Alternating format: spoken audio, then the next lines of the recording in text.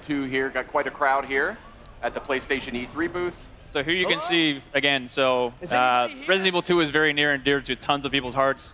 And just this first shot of the Raccoon City Police Department, like the huge open foyer, like tons of nostalgia just like hit you. It's pretty crazy. Like, not everything is exactly where you remember it, but that's kind of intentional because this game isn't just a remake.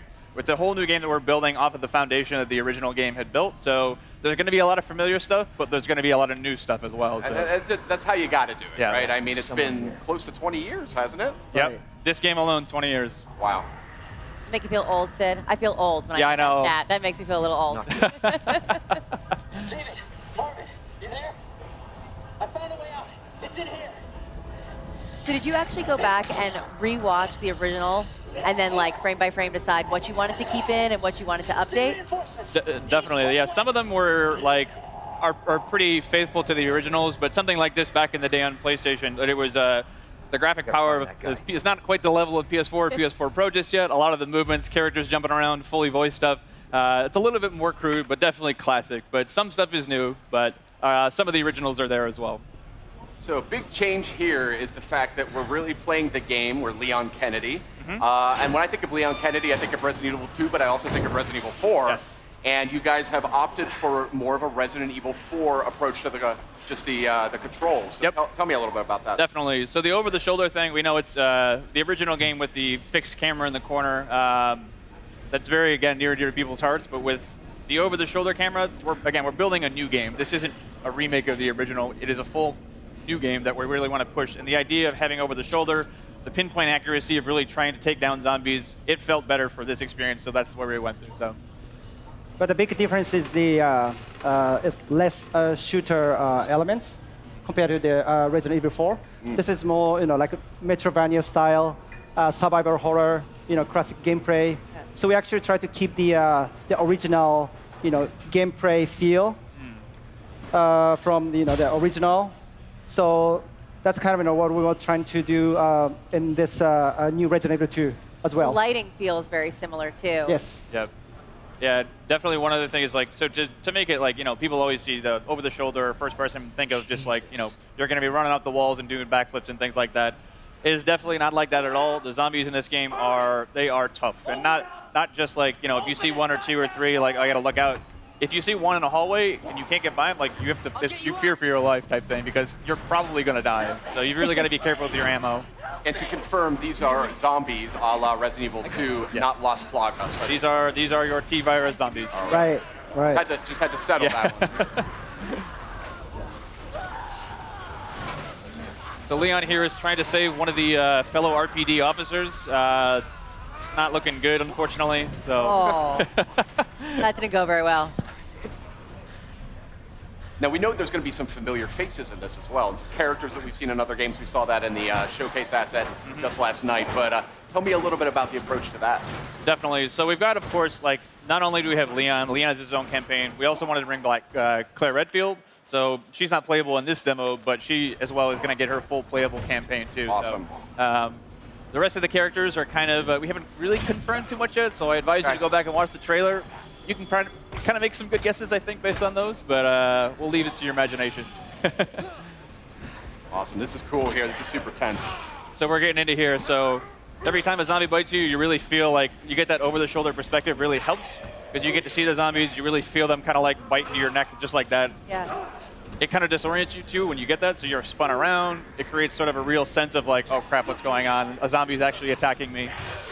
And this is all running in the engine of Resident Evil 7, right? It is. This is actually the RE engine. So the same game that powered RE7 is actually going to be running this game, too, as well. H, are you okay? You going to do this? Yeah. It's very terrible. So again, like, they are no joke. Like, you get bit once or twice, and it's almost done. So. Oh, really? Okay. Yeah. Look at this, like restroom. We added the restroom. Yeah, so that was one thing that was really in the PS1 game, it was one of those limitations back in the day, but there were actually no restrooms in the original PlayStation. Right. That's a good point, Yeah. actually. Right. So in this demo, we wanted to make sure that we have a fully functioning bathroom. We put a little treat inside there for you, a first aid spray. That's a back of box. Yeah. Right. If I've ever heard of one. I noticed you just picked up some first aid spray before. A lot of what I love about survival horror games is the limited supplies. You really have to like think things through. Is that an element that you guys are working with? Yeah, those are sort of like the emergency last minute things. But again, like it is really survival horror to its fullest. Like you're gonna need to conserve those. As you can see in his inventory there, he only had a handful of bullets. So if you run out of bullets, there's no like. We did add certain things like, you know, if you find a la RE7 some gunpowder and some other resources, you can make more. But if you're out, you're pretty much going to be out. So really wanted to drive home the survival aspect of this game.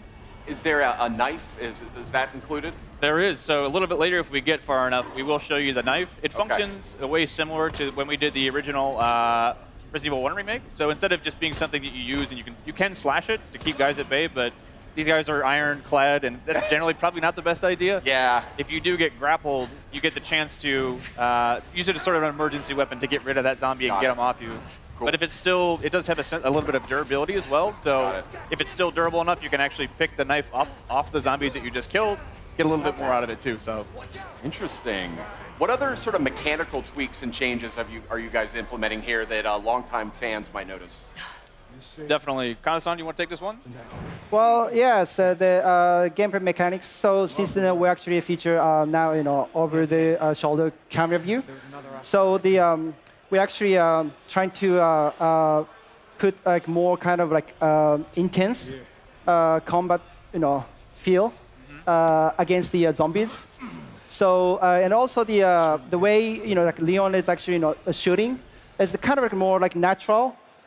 Feel more close to the like Resident Evil 7 kind of combat style. Yeah. There is some stuff a little bit later in the demo too, where it wasn't present in the original game, where it's a little bit, again, pushing that survival aspect of the game. You can find like wooden boards to board up windows, to choose whether you want to board up that one, if that zombie is a really problem for you.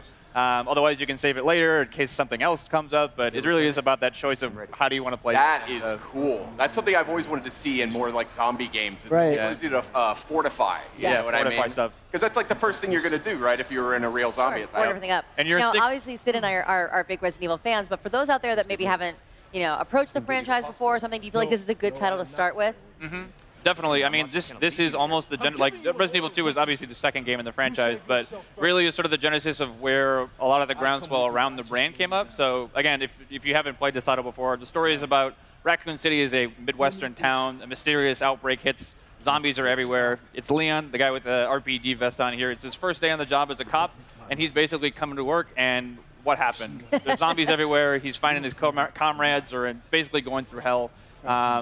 And Claire Redfield, who is the other character in the game, she's a college student. She's looking for her brother Chris, who works in the Special Forces. And they basically fates intersect, and you'll be able to sort of see each other's perspectives throughout the game. So now he's got the combat knife. yes. From, so here we have our knife Yeah. that we get from Marvin. Marvin, yes.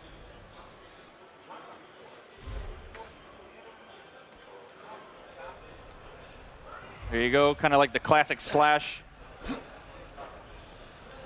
Using the knife always reminds me of back in the day. It's like you get a couple rounds inside the zombie, and then like just to make sure, get a couple slashes on the ground.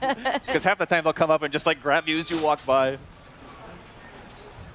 This is not how I imagined it. So again, a lot of these rooms, especially this one too, it's like that door necessarily wasn't there in the first game or the original RE2, but this room is super iconic for a lot of reasons, but it's not quite the same as you might remember it too. If you turn this corner in the original game, you might have remembered something crawling by that window. It's not there anymore, but it takes a lot different forms later. So again, we want to keep people on their toes. They expected that there, but we're going to move it because we don't want you to know everything that's going to come you can't have the dogs jumping out of the same window, right? RE's all about jump scares and getting people off their seats. So like, if they know everything that's coming, that's no fun. Now, I don't want you to spoil anything here, but I've played Resident Evil 2 quite a few times.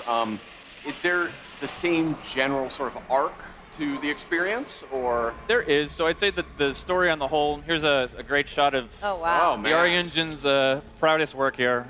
Pretty nasty.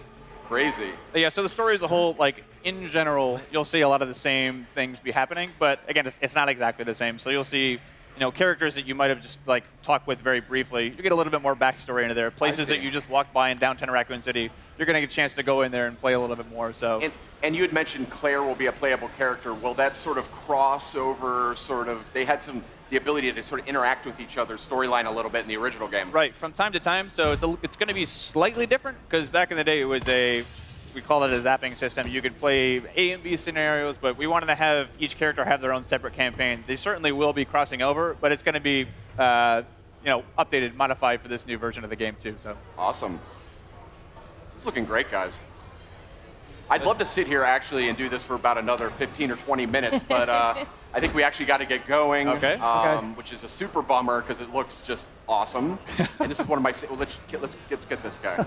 Let's get him. He just wants some snacks, Right. He's feeling a You little just leave him be. That's fine too. Leave him do his stuff.